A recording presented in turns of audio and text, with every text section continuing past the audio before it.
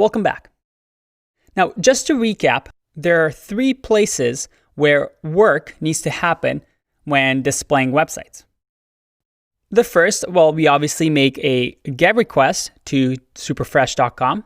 So there's some work that goes there to transfer that request to the backend or the server.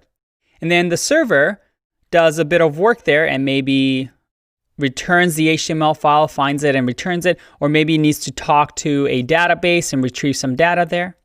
We then have to send that information again through the wires, and then finally in our browser do some work so that we can display the page to the user. And looking at this now, we see that there are 3 foolproof ways to increase the speed of your website and applications, and thereby improve customer satisfaction, retention, and conversion. Things that make your boss, employer, business really, really happy. So the first thing is you can improve what happens on the client side, the front end, because the front end device needs time to render the page on the screen. The second thing we can improve, we can improve the transfer of our files over the wire. Network latency, which is every request needs time to travel from client to the server and back.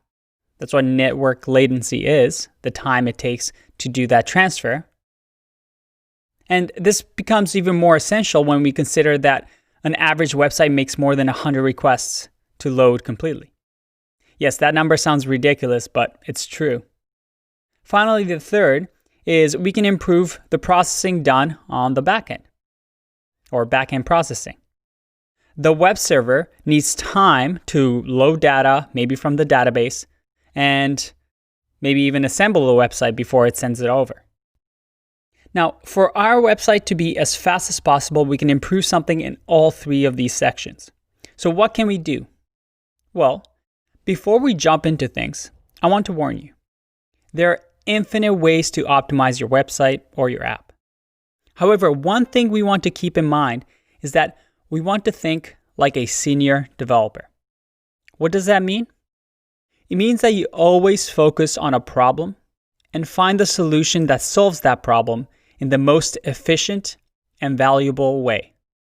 If you're optimizing your site, but you don't even know what is slowing it down, or you don't even have comparison numbers or benchmarks to see if your optimizations have actually improved your speed, well, then you're just wasting your time. So this is what we're going to do in this course. We're going to focus on the big ticket items, the main performance improvements that improve 90% of your website speed. Focus on these and you'll be far ahead of most people. Let's take a look at what we're going to learn. In this course, we're going to cover all of these topics, ranging from front end to back end. And they have some cool little logos associated with them. And these are a lot. But by the end of the course, I promise you, you're going to feel comfortable with each and every one of these, and I'm going to show you how you can actually implement them in your code. However, to start things off nice and easy, for this section at least, for part 1 of the performance section, we're focusing on the transfer part, as well as the critical render path. And then in part 2 of performance, we will revisit and we'll talk about writing optimized code and progressive web apps. And then finally, in part 3, we're going to cover some of the exciting things we can do on the back end to improve performance and scale. Like I said, by the end of it, this table will all make sense and you can call yourself a performance ninja. It's an exciting topic. I'm really excited to get into it. So let's start off with the network transfer section in the next video. See you in that one. Bye-bye.